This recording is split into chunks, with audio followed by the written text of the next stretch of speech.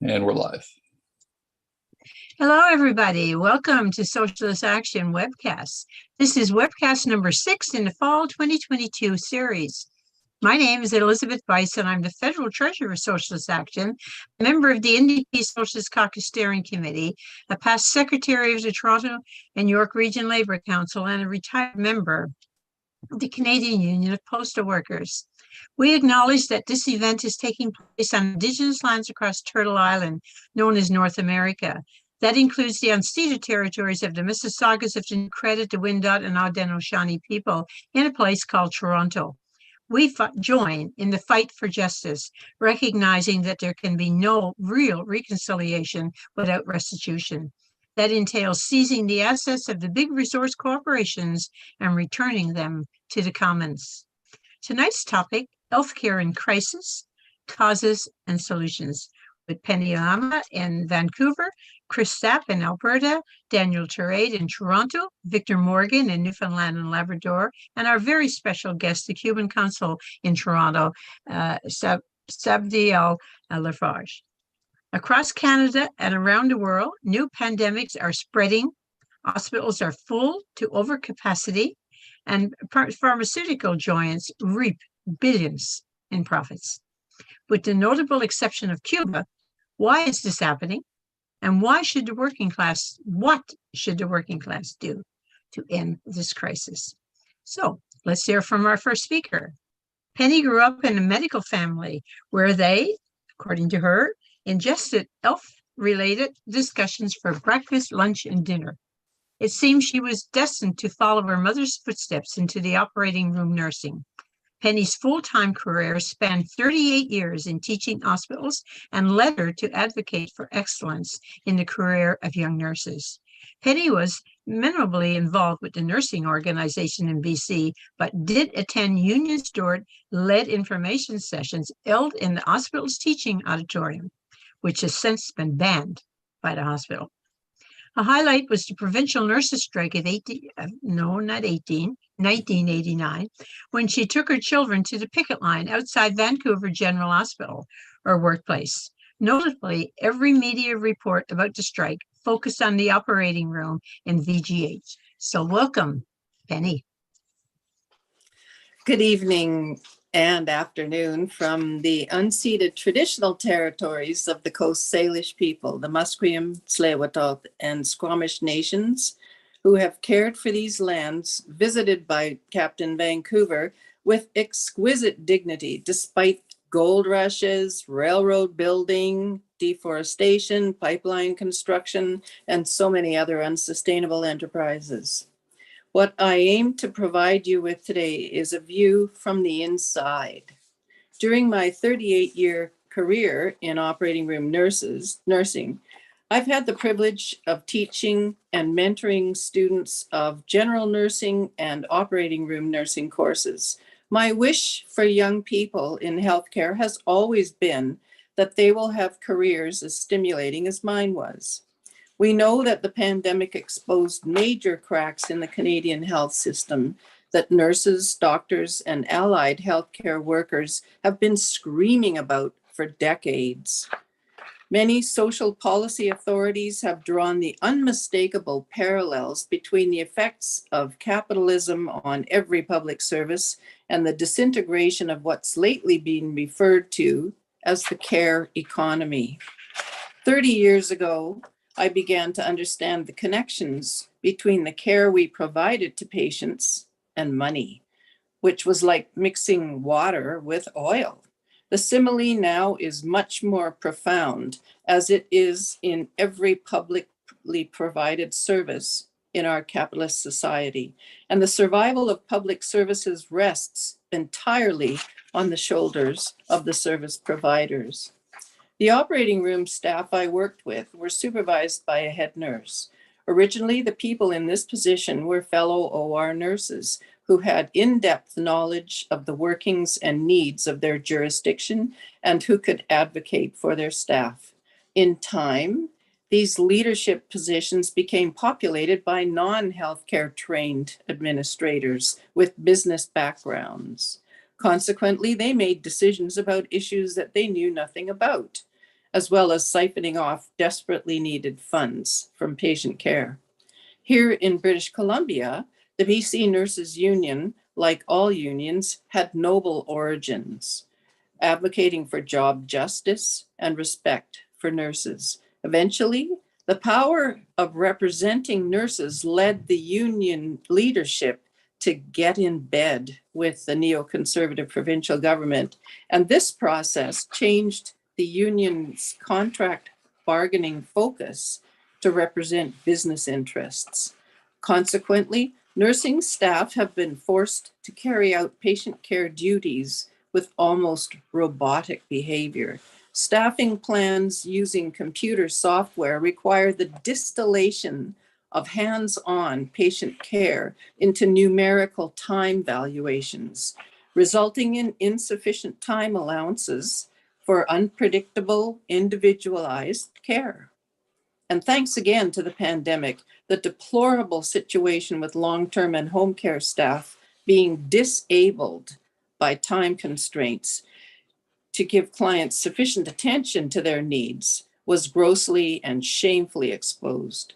The concept of best practice refers to a top-tier procedure, system, or methodology. Vancouver General Hospital is a teaching hospital affiliated with the University of British Columbia Medical and Nursing Schools and the UBC Hospital, making it the epicenter of best practice. More than 20 years ago, the provincial government passed legislation in stages to govern the practice standards for nurses, physicians, and other health professionals. However, one of the effects of this legislation was the de-toothing of provincial nursing bodies from being able to advocate for their members. Juxtaposing these situations reveals a major conflict. On one hand, healthcare professionals are required by law to maintain their standards. On the other hand, the Provincial Ministry of Health can proceed to starve healthcare facilities, providers, etc., of funding necessary to meet such standards, as they no longer have a voice. The Breach online medium recently interviewed 3 physicians, all members of Canadian Doctors for Medicare. The topic: how to fix Canada's healthcare, real solutions to the healthcare crisis. They denounced privatization in all its forms, and their solutions were blatantly simple. Number 1, establish high-quality primary care in the form of teams to address the millions of Canadians who have no family doctor. Number 2, eliminate for-profit long-term care facilities with their added expense, poorer care delivery, and frustrated staff. Number 3, centralize wait lists for care to shorten wait times for patients. And finally, all 3 physicians emphasized listening to frontline healthcare providers, to organizations, to policy experts, all of whom declare that bringing profit into healthcare is not the way to fix it. They said, quote, keep the focus on patients and not for profit. Thank you. Thank you, Penny. Our next speaker, Chris Zapp, as he says, works in fire and rescue, firefighter, first responder, and was a disability support worker. He got post-secondary training in computer programming. Chris is a chief steward in CUPE, Local 1099 in Vegreville, Alberta. He is a member of the Workers' Action Movement, the NDP Socialist Caucus, and he is on the Central Committee of Socialist Action. And oh yes, he once played in a punk band. Welcome, Chris. Hello and good evening or good day to those there. Thank you. I'm gonna apologize if I get my country internet's a little spotty, so I'll get right to this. So the healthcare system in Alberta is failing. Quality care is degrading, increasingly unsafe and often without dignity. Albertans wait in hospital beds, waiting rooms, and for ambulances for a record number of hours, and things seem to be getting worse. Recently, Dr. Vesta Michelle Warren, the Alberta Medical Association president, wrote, "After 2 years of COVID-19, our hospitals have never been worse off. Patients wait hours, even overnight, for help after calling 911 to come because paramedics are trapped in ambulance bays and hospital hallways caring for patients. Our emergency departments lack space to accept another sick person. They are clogged with admitted patients because the hospital is full and we have no empty beds. Under constant pressure, emergency physicians send sick patients home instead of asking for administration. Hospital managers tasked with maximizing beds beg physicians to discharge patients daily. The sick, frail are sent home to make room for others who are even sicker. We know prematurely discharging patients increase the risk of bad health outcomes and remissions. These patients return often by ambulances, starting the tragic cycle anew. Some harsh facts here in Alberta as of 2021. 568 physicians left the field. 460 family physicians less are accepting new patients. Alberta has the most unfilled family medical residency positions in Canada at 32. Shortage of nurses and certified healthcare workers is at a new high. Ambulance shortages, especially in the rural areas. Canada is among the lowest physicians and average nurse supply per capita amongst high-income countries. Both workforces are running empty. Over half of the physicians and more than 75% of nurses in Canada are burnt out. People can't see doctors who manage their common conditions, which could prevent hospitalization. Most tragically, we're seeing missed cancers, illnesses so advanced they are now incurable. We know delaying diagnostics and treatment increase cancer death rates. Canadian research predicts over 21,000 excessive cancer deaths by 2030, preventable deaths, because patients were unable or could not get appropriate cancer screening. Alberta healthcare system is playing catch up to a pre-pandemic time. The system is underperforming and failing to achieve its targets set out. In Alberta, an Alberta Surgical Initiative presentation by Alberta Health Services shows the province not only missed its wait time reduction target for this current fiscal year, but it doesn't expect to reach that target until the end of spring of 2024. Meanwhile, acute care sites in Alberta were expected to perform over 282,000 surgeries by the end of 2022-23, but only performed 245,000, missing its target by over 36,000 surgeries. But the Alberta government seems to think things are great. This quote is directly from the Alberta government website. AHS provides the best possible care at every facility, and Albertans receive good value for their money. An overwhelming 90% of AH staff survey respondents agreed that protecting and strengthening the sustainability of Alberta health systems would be a key AHS priority. The idea that the government thought for fixing this was to recently pass legislation to increase the role of corporations in the healthcare system and facilitate the government goal of having 30% of the provincial surgeries performed by private facilities. The legislation changes allow corporations to make financial arrangements with the government to provide health services and to contract with physicians to deliver them. This is a departure from the current system, which only physicians, either directly or through their professional corporations, could bill the government for providing health services. Unlike physicians, who must place interest of their patients above their own personal and financial interest, corporations owe financial obligations to their shareholders that would end up conflicting with the interest of patients. The government stated rationale for increased private delivery is to reduce wait times. However, the evidence indicates that reallocating finite health professional hours to the private system will just increase it in the future. For-profit delivery tends to cost more than non-profit, given the need to return profits to investors. And evidence suggests that for-profit facilities tend to deliver lower quality care than not-profit. Let's not forget, in a previous experiment with privatization, surgeries ended up costing more in the private facilities than in public systems. Alberta taxpayers ended up footing the bill to pay for the losses. Because private facilities generally prefer healthier patients with less complex medical needs, those with more complex needs will be left waiting longer for care in public hospitals. Recruiting additional staff to address these issues would be difficult given the government's strained relationship with burnt out healthcare staff. And still, with all the downsides to privatizations, you still have, as an example, the discussions between the Ministry of Health officials and a group of surgeons, developers, and lobbyists about a proposed $200 million facility that would perform most orthopedic surgeries in the Edmonton region. These discussions illustrated how private delivery can prioritize profits over public interest, not to mention transparency issues. Lobbyists had access to high-level government officials, raising concern that lobbying efforts rather than public interest will influence who receives private contracts, the term of these contracts, and how these facilities will be regulated. There are three main kind of non-cost solutions that can be used. We need to recruit more healthcare workers. We need Canada-wide licensing for healthcare workers. And finally, we need our provincial governments to repair relationships with primary care workers. These privatization efforts threaten the basic of a Canadian health system and access-based rather than the ability to pay. Thank you. Okay, thank you.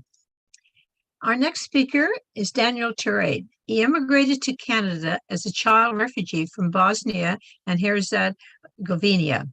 Inspired by the discovery of insulin and his brother's experience with type 1 diabetes, he committed himself to changing the world for the better as a scientist.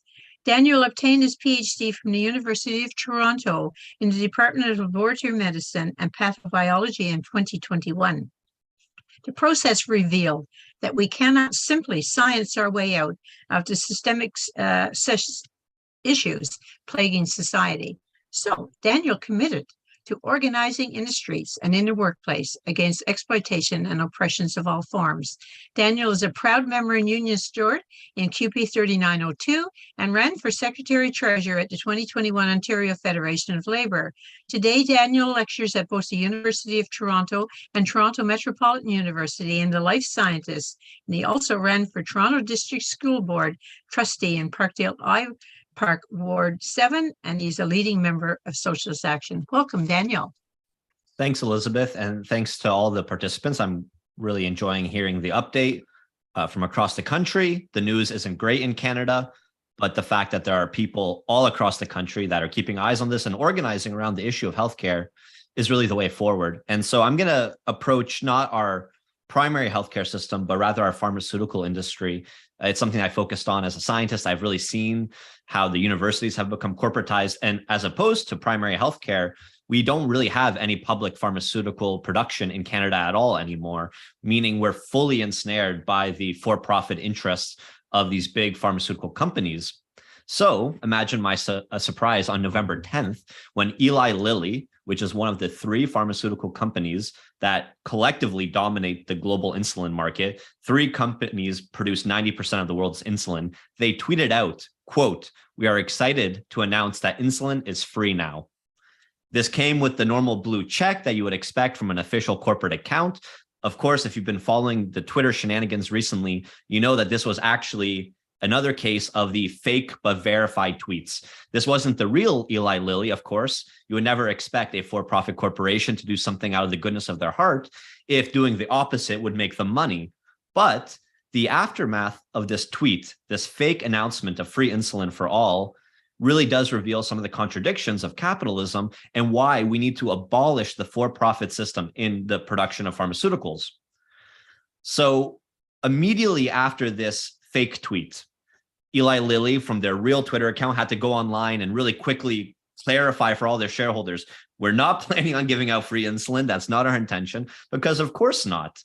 Free insulin would be a blessing for the millions of type 1 diabetics around the world. They absolutely need insulin to survive. And as Elizabeth mentioned in my introduction, my brother's type 1 diabetic. I mean, you just see it from such a young age.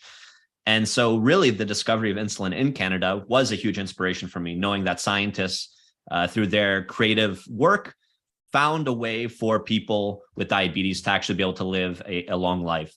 But Eli Lilly is not in the business of treating diabetes. They claim they're in the business of treating diabetes, but that's really just a vehicle for them to make profit. It doesn't really matter how they make the profit. As long as they keep raking in the bucks, they're happy. And in this case, free insulin goes against the bottom line. And so any sort of announcement of free insulin would have ramifications on the corporate side of things. And it did. Their shares fell by about 6% immediately. You look over the days, it's a pretty steady price. And then immediately after that tweet, it fell 6%. Why? Because it's bad for the bottom line. That's the contradiction in capitalism. That's what we see in the for-profit pharmaceutical industry. An announcement that would be an undeniably borderline miraculous thing in the day-to-day lives of diabetics around the world led to their shares decreasing because their shareholders only care about return on investment. I'm going to take just a small segue here to say that Eli Lilly was not the only corporation targeted by these fake but verified tweets. Another favorite of mine is Lockheed Martin, the defense manufacturer. They had a fake but verified tweet that came out that they will begin halting all weapon sales to Saudi Arabia, Israel, and the United States until further investigation into their record of human rights abuses. And so just like Eli Lilly, their stock dropped 5.5% in the immediate aftermath of the tweet. Again, it would be a brilliant thing for the world to know that one of the greatest defense manufacturers would actually hold their clients accountable with what they do with those weapons, but that wasn't the case. That would hurt their shares or their market domination. And so a great announcement leads to a horrible business outcome, and the reverse is also often true. Whenever there's an announcement of a new military operation, shares in military producers goes up. Anytime there's a huge discussion or a protection of intellectual property rights for pharmaceutical companies, they get patents for something they shouldn't get, their stocks go up because it's good for their bottom line. So what insight does this give us into capitalism, especially the monopoly capitalism that dominates this late stage epoch? Well, it's necessary. Capitalism prioritizes wealth accumulation beyond anything else. The CEOs, shareholders, the bankers, those people working up at the echelons of Eli Lilly, Novo Nordisk, and Sanofi, the three pharmaceutical companies that dominate and monopolize the insulin market, not a single one of them is a scientist, healthcare worker. None of them contributed to the discovery or production of insulin. They just owned the patent. They own the patent, and then they exploit the diabetics who need insulin. And that's why you see the price of insulin skyrocketing, even though there has been no real innovation in insulin for about 40 years, honestly. And so this fake tweet comes out, their stock price drops down, and the stock price of the other two pharmaceutical companies also jumped down. It also fell. And that's how perverse the system is. It's a zero-sum game. What's good for the masses is bad for the capitalists and vice versa. And every opportunity that we can point this out and, share that with the people in your life directly impacted by it, we need to do it to inoculate against the propaganda that they're doing something good for us. No, they're holding us hostage. They're taking what is a collective need, they're dominating it with their own private property and patent rights, and they're using it to bleed us dry because the diabetics don't have a choice in the matter. They're being enslaved by the pharmaceutical companies. That's why we need to do away entirely with the for-profit pharmaceutical and healthcare industry, all essential services. Anything that impacts the needs and well-being of the masses needs to be democratically and collectively controlled by the masses. So I'll leave it there. If you have any questions on the pharmaceutical side of things, throw them out. I have so many criticisms and I'm happy to share. Okay. Thank you very much, Daniel. Okay, our next speaker is Victor Morgan, and he is the lead organizer of Socialist Action in our Lake branch. He's an occasional writer, a lifelong socialist, and member of the LGBTQ+ community.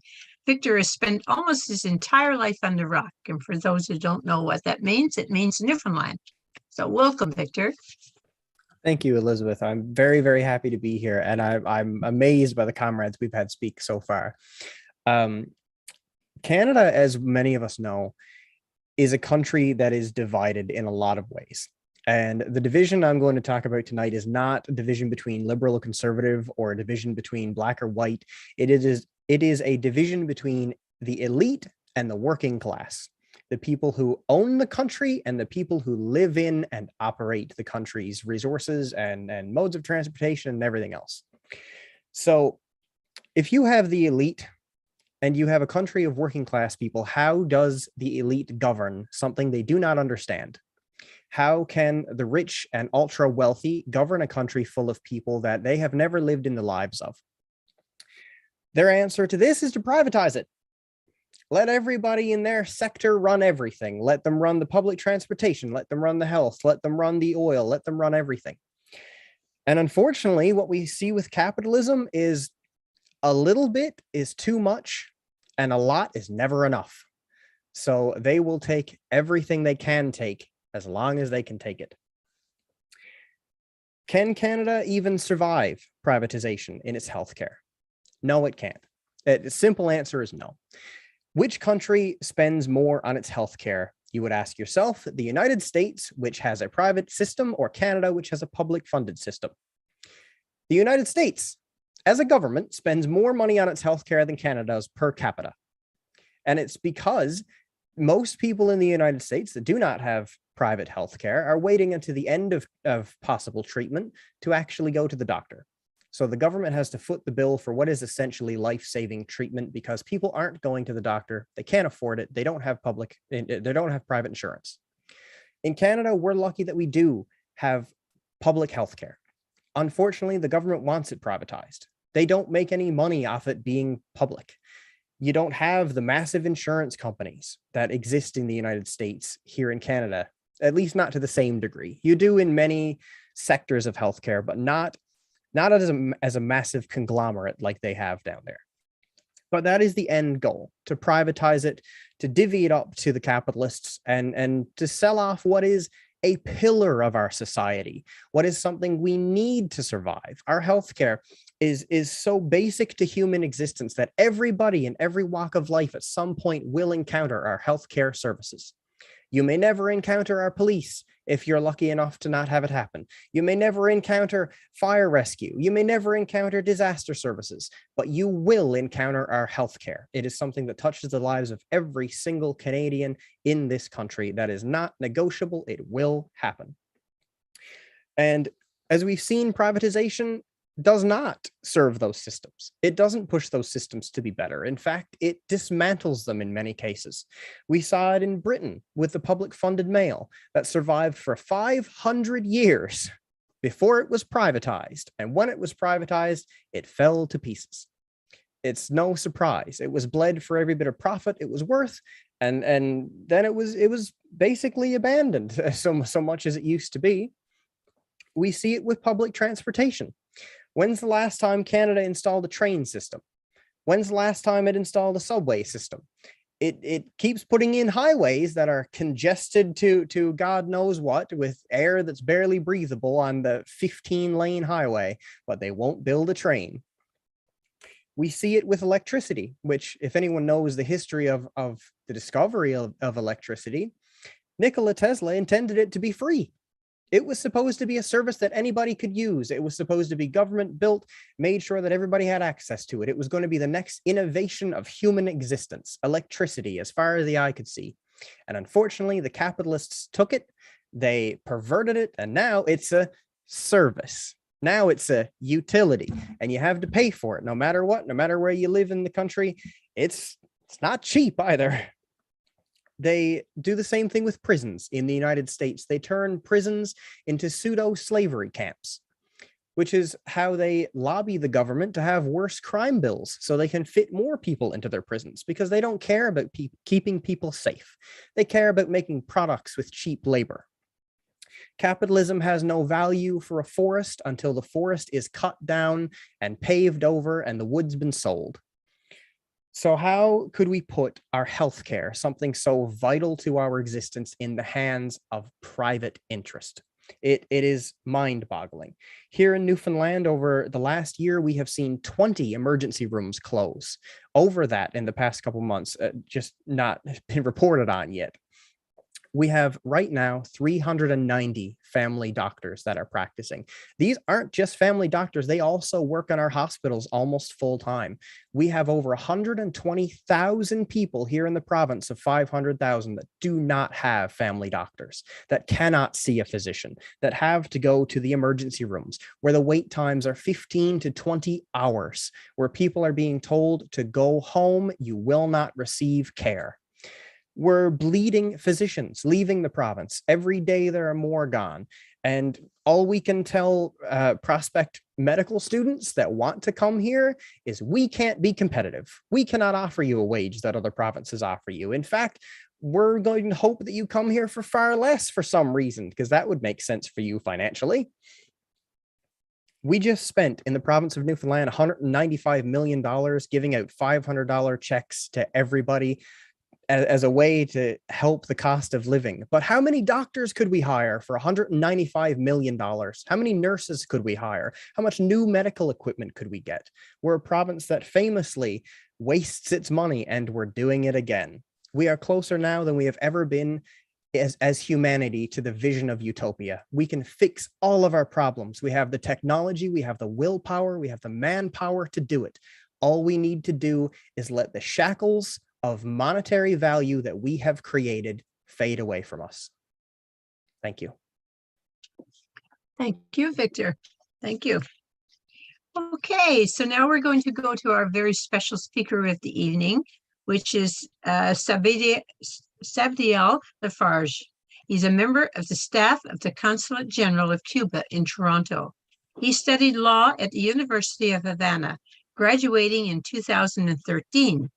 In 2016, he obtained a degree in foreign relations and started working at the Ministry of Foreign Affairs of Cuba, specifically in the Consular Assistant to Cuban Nationals Residing Abroad Department.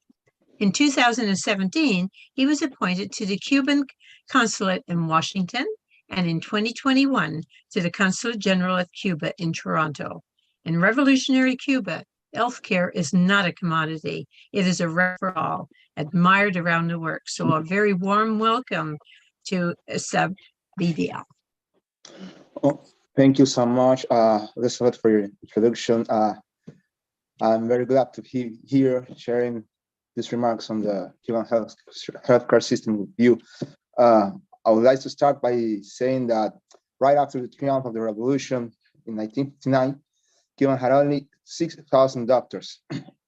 Most of them fled the country during those early years. So it was the purpose of the revolution, new government, to begin to train doctors to be able to provide healthcare to the Cuban population. So having a good quality healthcare system, one of the most important goals, the new government started to invest in medicine as an education for the new doctors. Those professionals who stayed in the island became teachers for those new generations.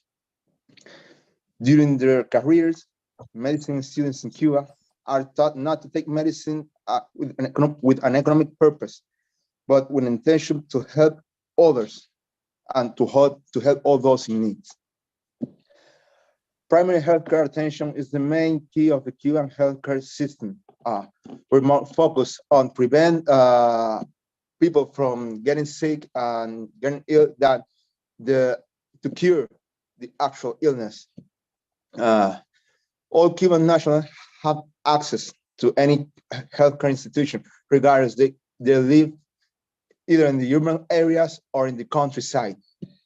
Cuban healthcare system is based on the principles of universality. It goes from the primary healthcare attention, secondary healthcare attention, and the third healthcare attention to us. It's gratuity. Nobody has to pay $1 or Cuban peso to get checked by a doctor. The accessibility is granted for everyone, and the integrality. We try to combine most of the services regarding the healthcare attention during the attention from the patient when coming to the doctors.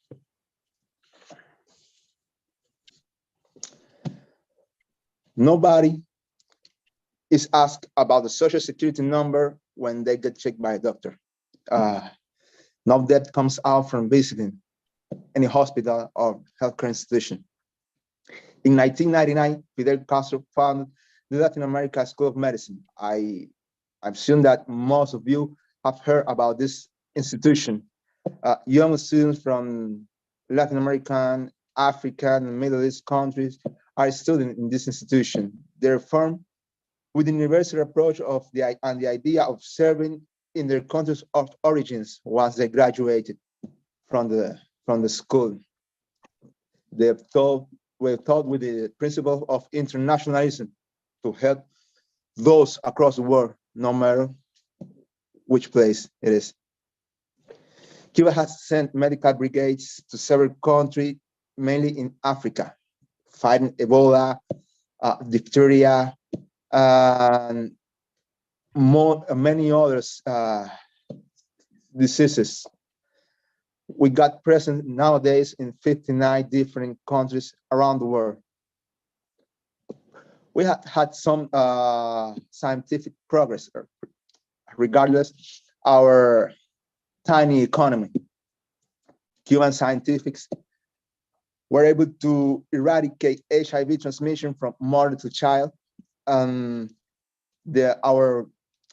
main research center in terms of medicine, the CIGB, was able to come out with drugs like eberprod, eberferon, eberprenta, who are meant to fight breast cancer, lung cancer, skin cancer, and we're trying to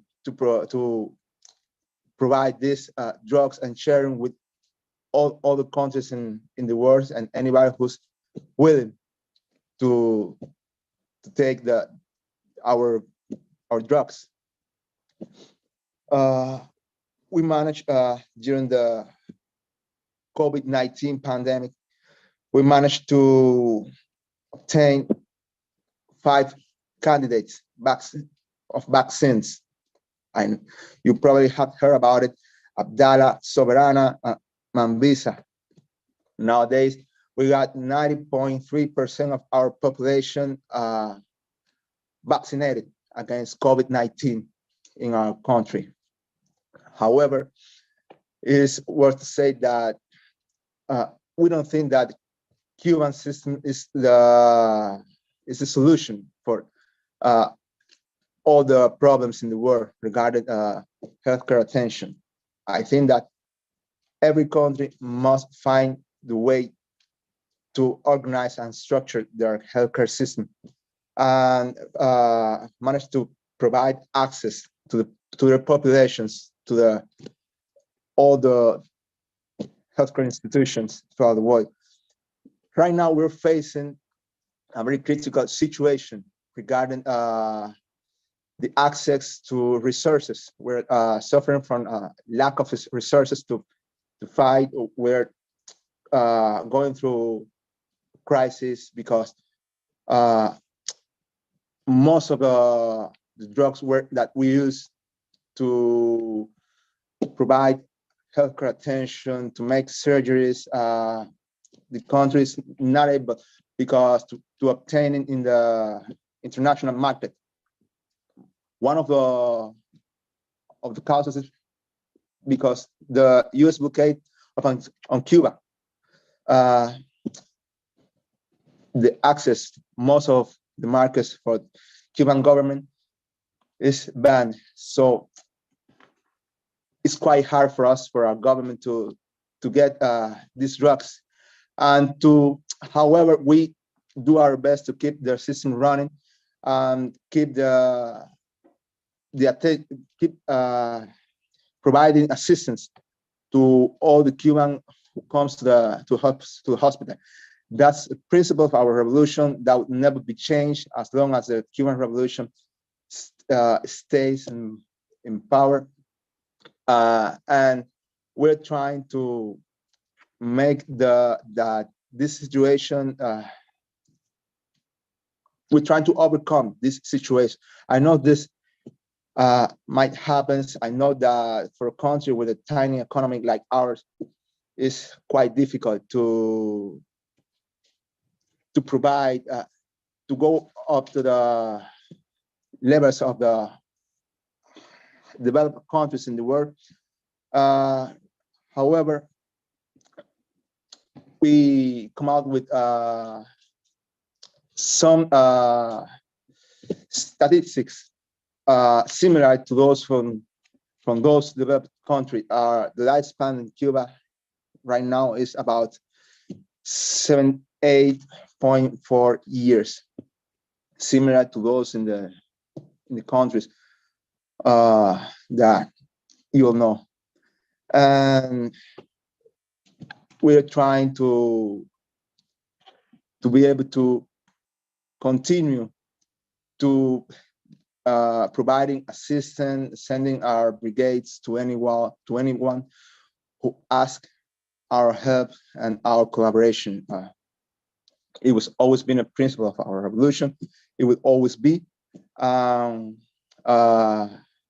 We're not.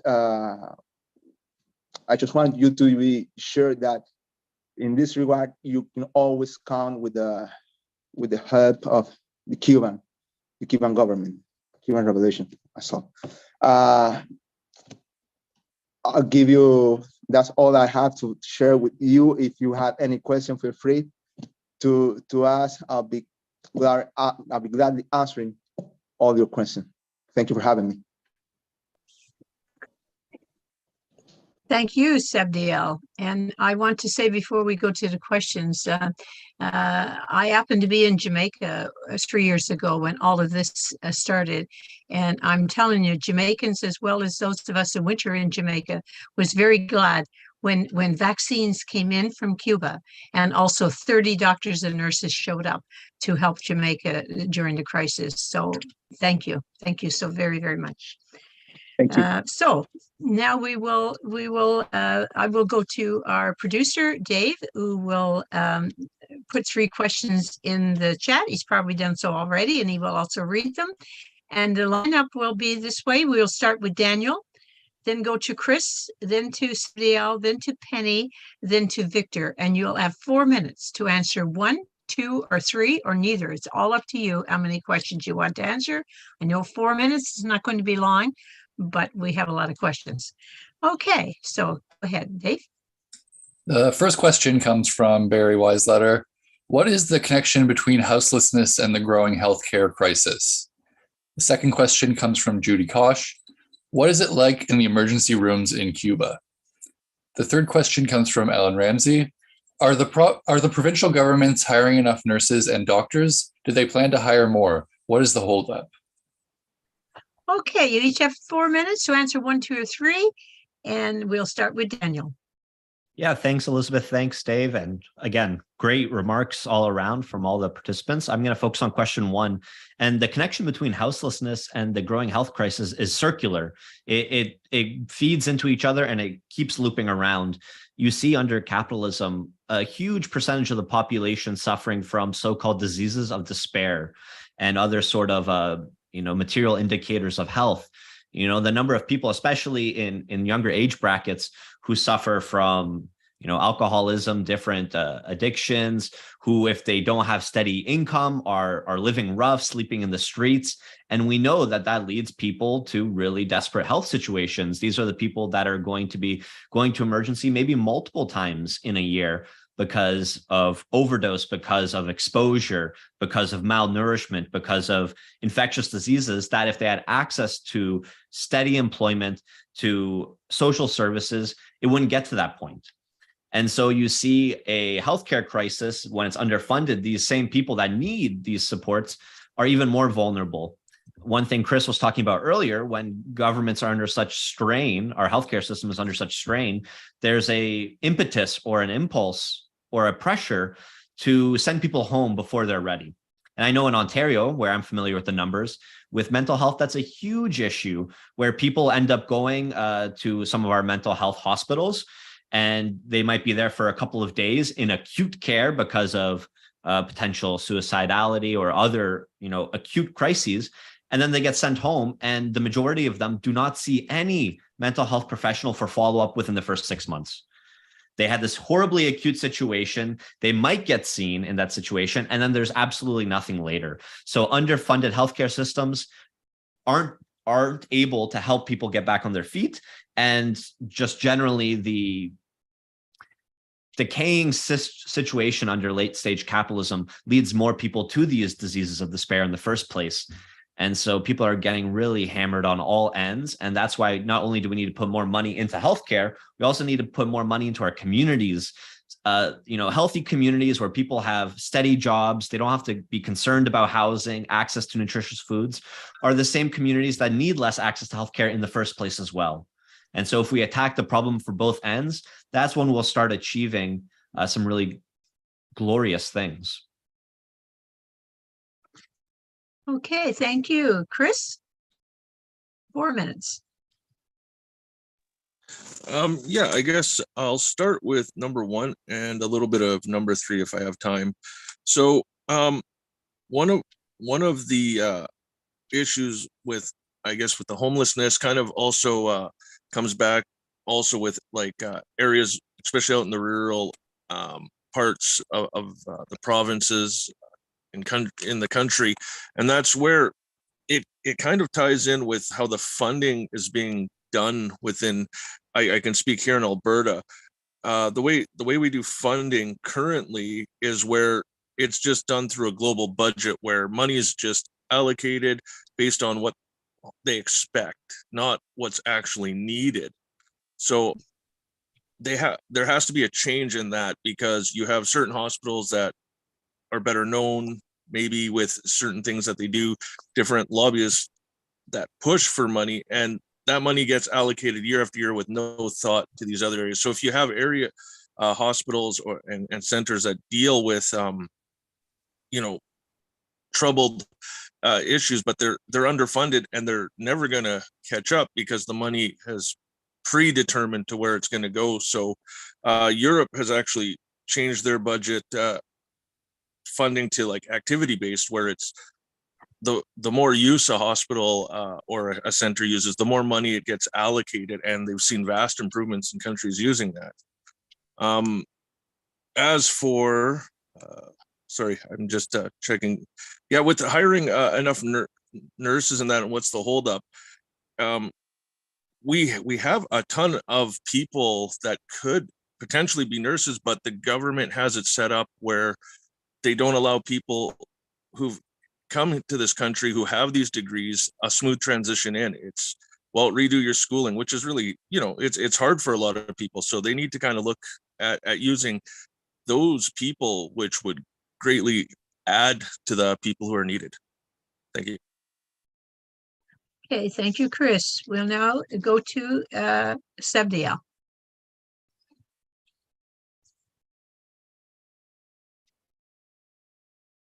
You're muted, Sebdia. I said that it's a good question, taking into account that I'm not an actual doctor. I'm just a diplomat, so I try to do my best to give you a proper answer.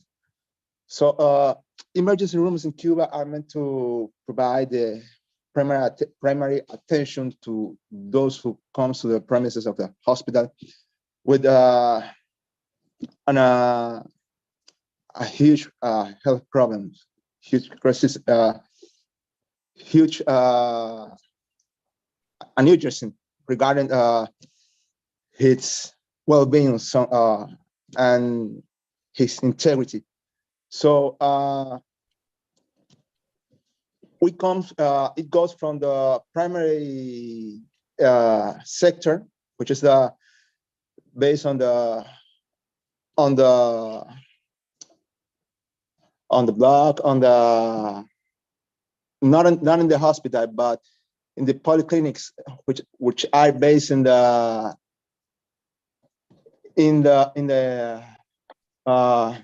I'm trying to find the best word to describe what it meant to be. It would be like el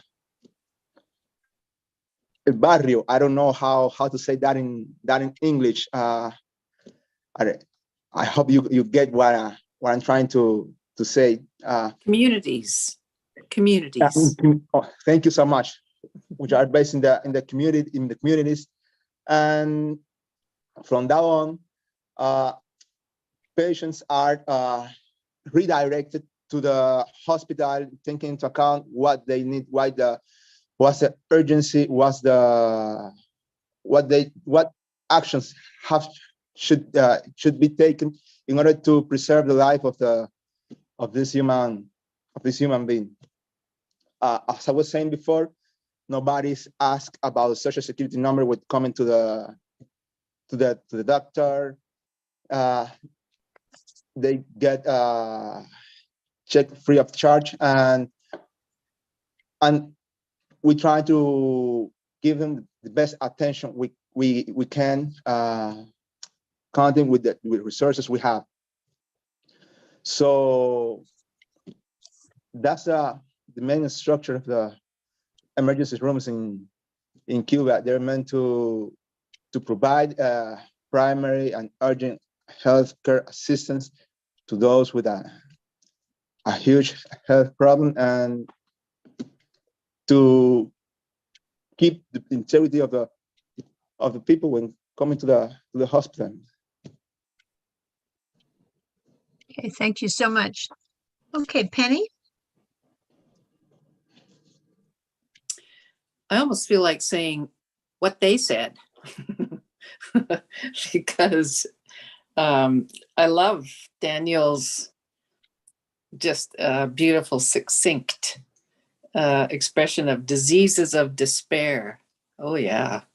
And the other thing I'm thinking of is if I hear that phrase, social determinants of health, one more time, I'm going to pull out my bazooka.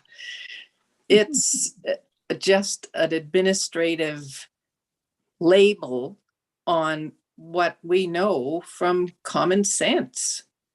I think there's an interesting phenomenon that has perhaps recently pervaded our sense, and that is, rather than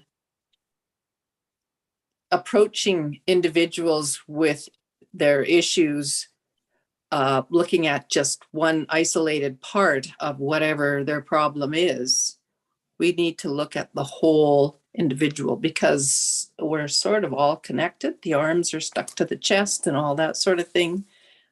So a holistic approach is gradually, too slowly, pervading how we approach systems and how we see the links in all of these. I figure that pretty much takes care of question number one.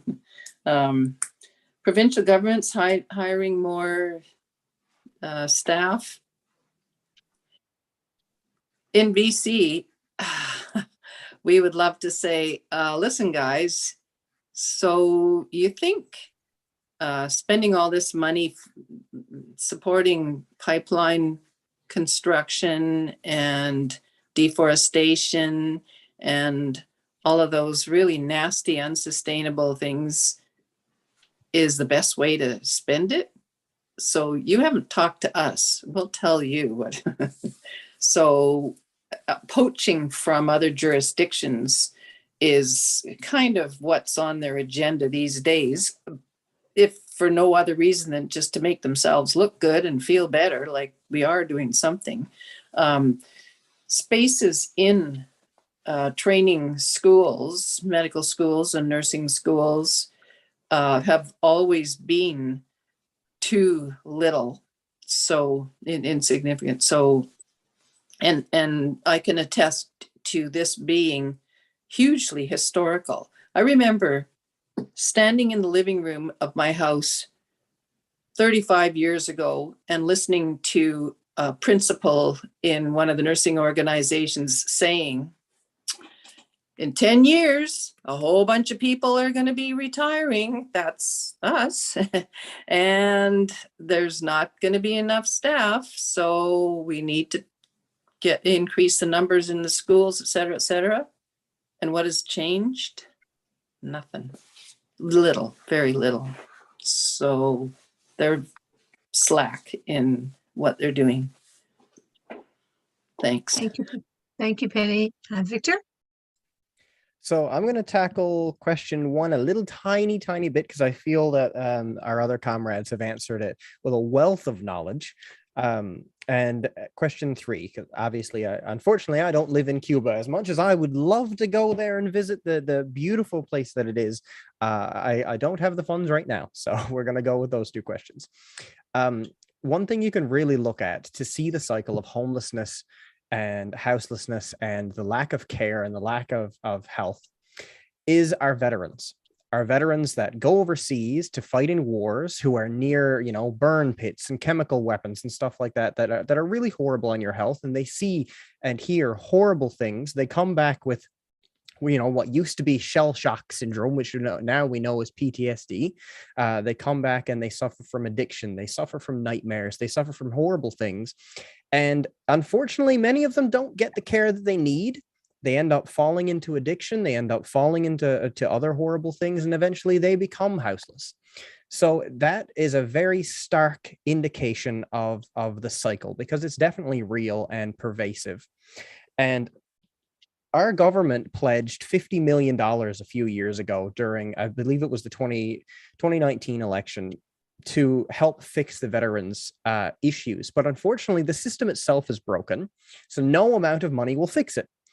It needs overhauling, just like the rest of our healthcare does. Question 3, are the provincial governments hiring enough nurses and doctors? Do they plan to hire more? What's the holdup? Unfortunately, they don't plan to hire more. It's not a problem of us not having the money. We're one of the wealthiest nations on earth. It's not an issue of we can't afford it. It's an issue of our leaders don't want to. In Newfoundland, we have had the problem of people who finish medical school here are waiting months, if not a year, to hear back from our health services to be hired. So they leave, they go to other provinces and they get certified there, and that's where they work. Newfoundland built Muskrat Falls, which I know not everybody in Canada knows it, but us in Newfoundland are quite aware. That project was supposed to cost less than $6 billion. It is now at 13.4 billion. And it doesn't even work. Our electricity has gone up when it wasn't supposed to. That was why this project was being built. If you took that money, that $13 billion, you could hire 130,000 fully trained doctors. You could pay for them to be trained and hire them here in Canada. 130,000 would fix every single shortage that we have. Even more so if you use the money for nurses. We saw in Alberta that they laid off 11,000 nurses. It's not like these people don't exist. We have the nurses, we have the doctors. We're just not putting them where they need to be. And here in Newfoundland, we have the issue where if you go to be a nurse, you go through the schooling, you pay the money, you do the courses, you are not guaranteed work when you come out of that. You are at best probably going to get a call-in position that might get you 10 hours a week, if you're lucky, because unfortunately the seniority here is so important to the doctors that if you're new, they don't call you in. In the town that I'm from, Botwood, they have a hospital that was promised $20 million a few years ago during the election for a new wing. And they said, if the wing can be staffed, we will build it. But they refuse to hire people to staff it. In St. John's, we're building a new mental health complex that will cost millions, tens of millions of dollars. And the province as a whole, with a very loud voice, basically said, it's good that you're building it, but who's going to work there? Because the province refuses to hire health specialists of any kind. If you have something that requires a specialist, you are driving 4 hours or more to St. John's, because that is where almost all of our specialists are. It will cost you hundreds of dollars to get medical assistance in a country that is supposed to have universal health care. The cost of transportation is so great that people here forego their health care because they know that they cannot afford the transportation costs. It is maddening that we've let it slip so far. That's it. Okay, thank you, Victor. Thank you, Victor. Okay, so we're going to go back to our producer, Dave, for 3 more questions. The first question comes from Betty Jane Antanavicius. Whatever happened to the Romano inquiry? The second question is from Demand Better Entertainment. Do we need a socialist candidate in the Ontario NDP leadership election? And the third question is, are there enough medical and nursing students? Okay, so we're going to go back. You have, again, 4 minutes. And our first speaker will be Penny, then Victor, then Sabdiel, and then Daniel and Chris. And I realize that these questions is Canadian, Sabdiel, but if you want to get in on them, do so, or maybe you'll have something to say about similarities or differences in Cuba. That's up to you, comrade, if you want to speak or no. Okay, so let's start with Penny. Oh boy. Thank you for reminding me about the Romano inquiry. Oh my goodness. I think it got stuck in a garbage can somewhere, put up on a shelf. It's got probably 60 years of dust all over it. And as such, joined the ranks of those blood, sweat, and tears worked on documents with all the right stuff in them that gets stuck on shelves. So it sort of leaves us reinventing the wheel one more time, or so many more times. I'm not sure about the better entertainment question. Socialist candidate. Oh, okay. Not going to answer that one because that's you guys in Ontario. Enough medical and nursing students? I think there are lineups. People have lives to live, training to get and pay for. And the crucial stopping point seems to me to be spaces at training facilities, which are insufficient. So I think that's where the problems are. And again, follow the money every single time. Thanks. Okay, thank you. Victor? So my knowledge to question one is unfortunately very, very limited, so I won't answer that one. And though I'm not in Ontario, I'm going to give a quick response to question two, which is yes. Everywhere in Canada, we need socialist candidates to run in the NDP as often and as frequently as possible. And if we become a headache, well, they can pay for their private Tylenol to get rid of that problem, because we won't go away. Question three, are there enough medical and nursing students? At least in Newfoundland, absolutely. Our primary, one of our primary physicians here on the island, Dr. Haggie, who basically oversaw the entirety of the pandemic response, did a 90-minute presentation with 70 prospective family physicians a few months ago. 70 of them, which would put our number from 390 to 400, almost 500 family physicians, which would solve massive amounts of problems. Our family doctors have nearly 1,000 patients each if they're trying to service the island. And they felt insulted in this presentation. They were basically told that we cannot offer you competitive wages. We can't offer you any incentives. And these are people who live here on the island and are leaving. They were just basically told, we don't care enough to keep you. So that's 70 doctors we could have had that went to school here, that learned here, that could operate here, that are now just disenfranchised and completely demystified with the prospect of operating in Newfoundland. So the medical and nursing students are definitely here, at least for us, but they're not going to work here because our government doesn't want them to.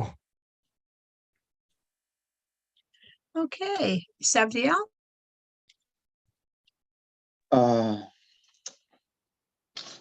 This round's questions had not much to do with Cuba, but regarding the third one, I just want to point out that I don't know in Canada, but in Cuba, our goal is to, right now we have 9 doctors per 1,000 inhabitants. So there's a relation of be able to provide to restrict the range of the amount of citizens per doctor. So most people can have access to their doctors. This access to the doctors is based on what I was talking about before. Those doctors that are based in the communities. Is the doctor that most of the time lives with the people, is one of their neighbors, and he given the relationship they develop, he's able to know each one of those who lives in the community he serves. Here in Canada, however, we continue to form students because right now we're facing a great immigration wave. Most of our professionals are immigrating, and the process continues. We quit farming. We want to keep more students coming to the school medicines, and be able to maintain, to keep these statistics that the inhabitants can have, the people in their communities can have a doctor nearby. So whatever or whenever they need to go to get checked, they always had some doctor, some professional to attend. Thank you very much. Okay, so now we're going to move to Daniel and then to Chris. Daniel? Yeah, thanks, Elizabeth. I'll focus mostly on the Ontario NDP, where I'm based. And it's the same thing they were kind of doing out in BC. The NDP, the bureaucracy, if there's any sniff of some sort of bottom-up insurgency within the party, if there's any bottom-up desire of the so-called rank and file, to borrow a labor term, to change the direction of the NDP towards a more socialist perspective, they're going to squash that. And so what they've been doing in Ontario, for example, is they put up a $50,000 barrier to running for party leadership. You have to put up $50,000, which already means that no worker can afford to run for leadership of this Labor Party. So we absolutely do. Right now, we have a lot of hurdles in terms of actually running a candidate. We are in talks as part of the NDP Socialist Caucus to see if there's someone that we can support in that position. But if not, then we need to continue building, outside of the NDP and prepare for the next convention, and to really hold the leadership accountable to the desires of the party leadership, of the party membership. Just like in BC, where they slandered and more or less completely squashed the campaign of Anjali Appadurai for leadership of the BC NDP. They're trying to do similar things here. We need a united front against it. We need democracy within our labor parties. That's the bare minimum that we need. And in terms of, are there enough medical and nursing students? It's very clear that Canada, and this is something that Chris mentioned, we're pretty low down in terms of, healthcare providers per capita, unlike Cuba. And if you look at the professional schools that, where people get trained to be doctors, dentists, or even going into nursing school, there are way, way more students that apply each year to get into these schools than get in. And the students that are applying are qualified. But our universities in Canada, much like healthcare, is being corporatized. And the goal is to maximize revenue. And so rather than, structuring our universities around training for the jobs we need and boosting enrollment in areas that are really critical, and actually providing incentives and supports for people to go into professions like those in the healthcare industry, as opposed to business, they would do that if it wasn't a corporatized model. But in a very corporatized model, you see tons of students who are actually really keen on helping other people who don't get the opportunity. And so it's a weird contradiction in our system. We're constantly told we need more healthcare workers, and yet all the people that want to get trained in different healthcare industries and sectors, they're not allowed in. And then the ones that do, well, they're not willing to pay them enough to make it worth their while. So it's really a system that at its core is very decrepit, and it's very obvious they're trying to sabotage a public system so they can bring in a private system in the back door. And well, Chris already covered that with Alberta. Victor talked about it in Newfoundland. We know coast to coast, healthcare is being underfunded, and it's very clear what the end goal of the capitalist leadership is, and we need to resist every step of the way. Thank you, Daniel. Chris? Yeah, I guess to maybe expand a little bit from the Alberta perspective, from what Victor and Daniel were talking about, like here in Alberta, one of the big pushes, because we've actually keep hearing in the media, well, there's a shortage, but then when it comes down to, well, how can we get more students? Well, there's a lot of people who get into the healthcare field, and that's not to even mention like the 250,000 of foreign trained people who they can't use their previous experience, so they're starting again from the bottom. And this is where talks of like a Canada-wide licensing model and a fast track course for people who are already trained to get them in. But then here in Alberta, one of the big secondary issues that you see is you look for a job in the health field, and a lot of places they'll hire casual, and then they start bouncing the full-time staff all over the place, and it becomes people don't want to get uprooted, or they do make a move to fill a position, and then a year or two later they're being told, well, you're going to have to go to this other area. So it's really, I guess, along the lines of what everyone here has been talking about. We need a whole new approach to make it, workable for everyone, and to help stop the burnout of the current people in the system who are just being run ragged. And yeah, that's about all I can add. Thank you. Okay, thank you. So now we're going to go back to Dave, our producer, again for the last three questions to our panelists. Go ahead, Dave. Yep. The first question is, health service workers across Alberta went on a wildcat strike for a day or two about a year ago to protest low wages and shortage of staff. While this upset the health union leaders, is it a sign of what's to come? Question 2 is for Sabdiel. Cuba does a lot of solidarity work by sending doctors to other countries in need. Does Cuba also train doctors from other countries or in other countries? Question 3 is, what would a workers' government do to put human health before profit? Okay, so you once again have up to 4 minutes. We're going to start with Sabdiel, then Penny, Chris, Victor, and Daniel. You can answer 1, 2, or 3 questions, all up to you. Okay, Sabdiel.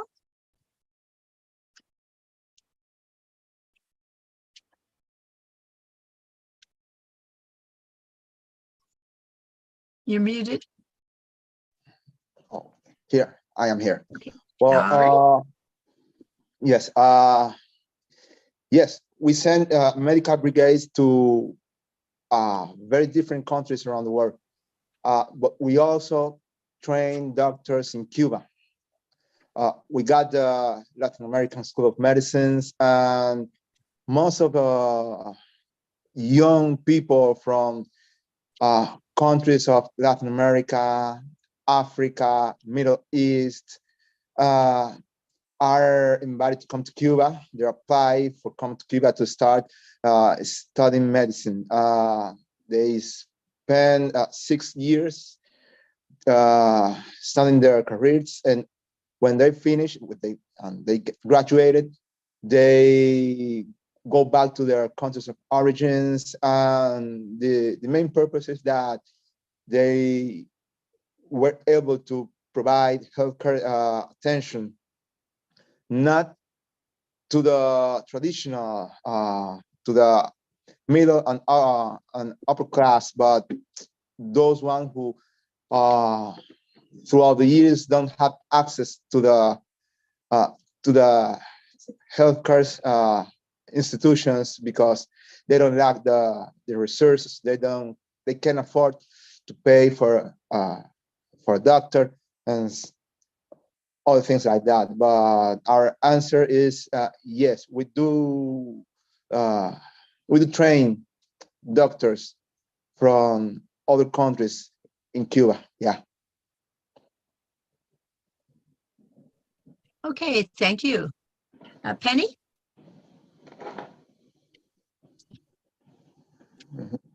There it is. Alberta's wildcat strike. Yay.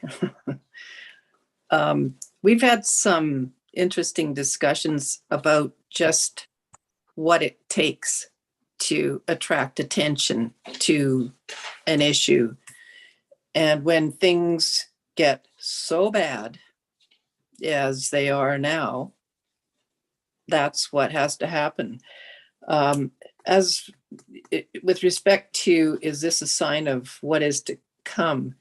Talking about the union leadership, specifically the nursing union leadership in BC, is kind of tricky because they have, and it's been described by several of us this evening, they have become very comfortable in their, it's the same as leadership in the NDP, for heaven's sakes. They've become very comfortable in their little positions of power, and they don't want anything to change. So to carry out a strike, you kind of need the union organization to put it on. And so, and then you also need a critical mass. And I think that's probably what is missing in many ways. Workers, the third question about workers' government to put healthcare before profit. There was an amazing action thing, kind of headed by Abby Lewis in the summer here in Vancouver, about what would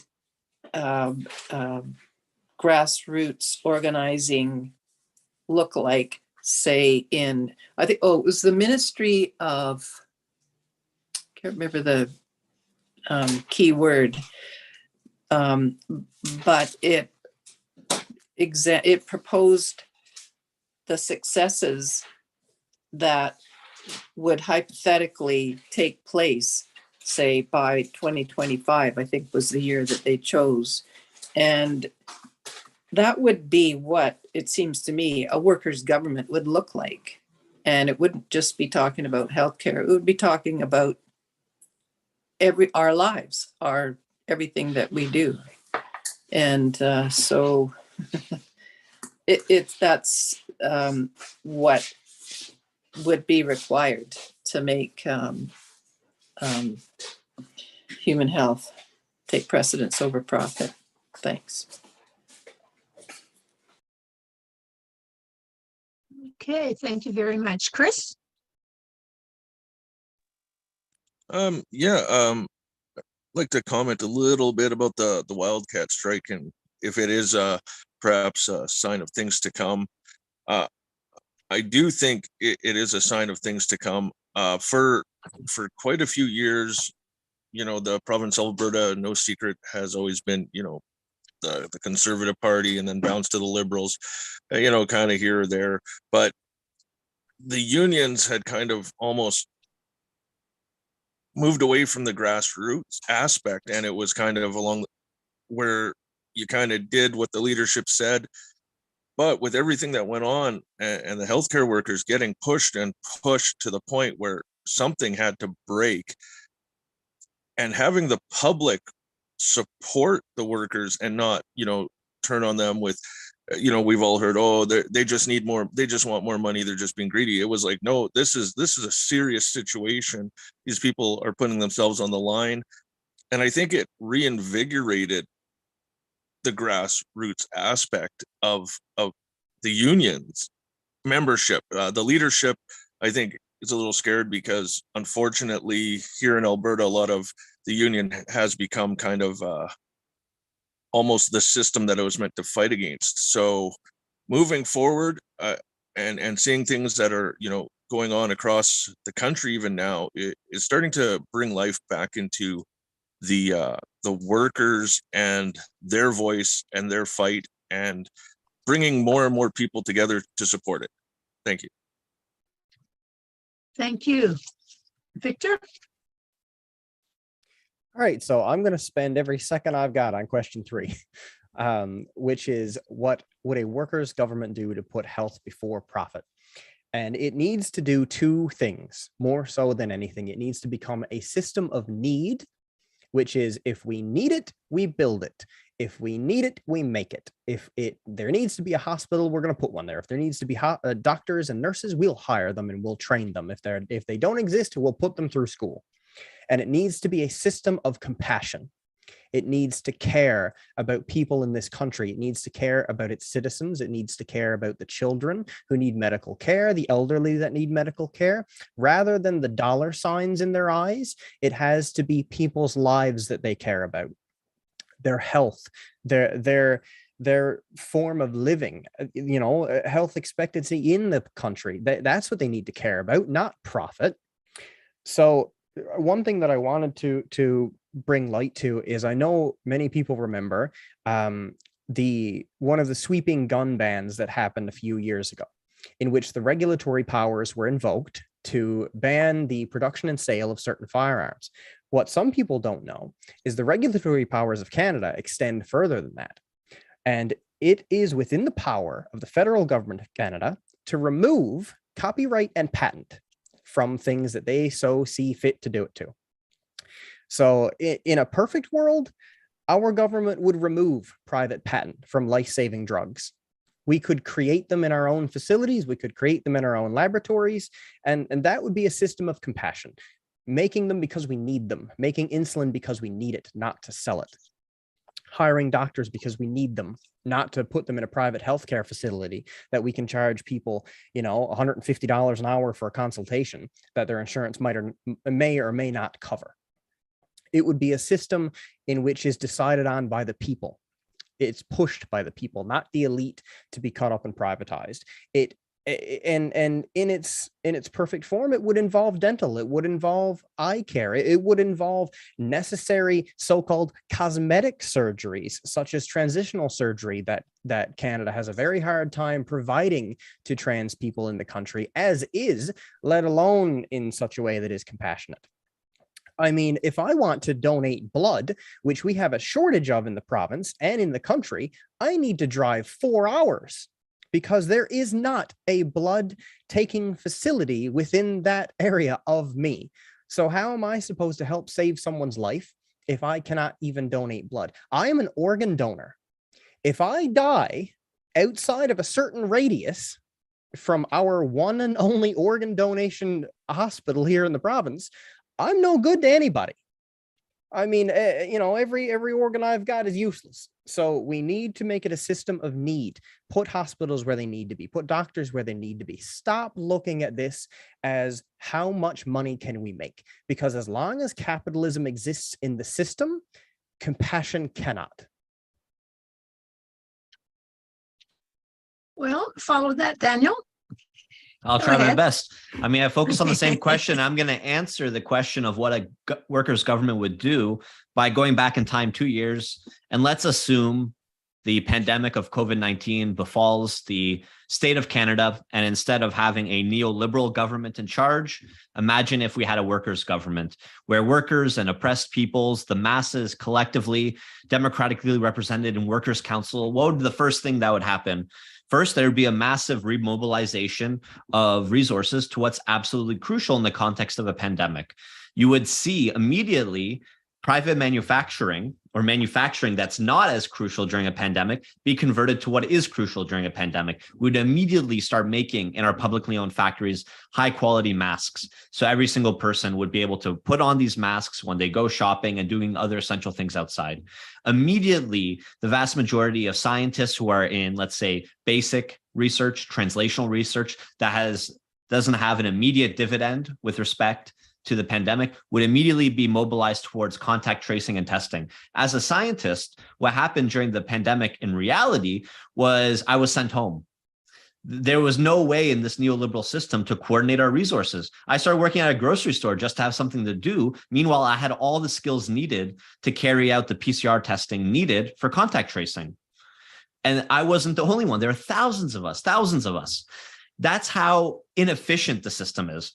If you start talking about how pharmaceuticals would be developed, again, there would immediately be under public control, investigation into all of the medications that might be repurposed for COVID. These tests don't happen under neoliberalism because if an old drug can be repurposed for COVID, no one makes profit off of it because the patent can't be controlled and exploited. This is all low-hanging fruit that could have immediately been done. There's no guarantee that you would find a magic bullet for COVID, but you would use all resources available to try and save lives. And then beyond that, beyond the science of it, like Elizabeth said in my bio, I don't think science is the answer to everything. It doesn't need to be the answer to everything because a lot of pandemic responses are very common sense.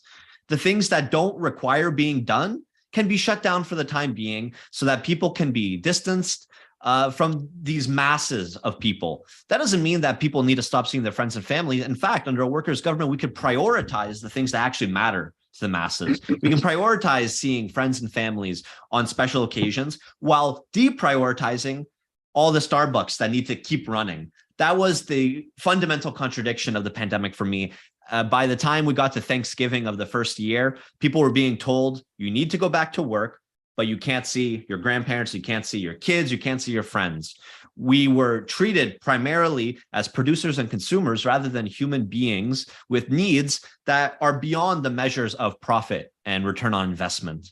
We would have immediately put things down. We would have contract traced. We would have made it so that life could continue as normal for the most part. And the things that would be sacrificed first would be the things that we could do without the most, not the essential things that instead were scapegoated.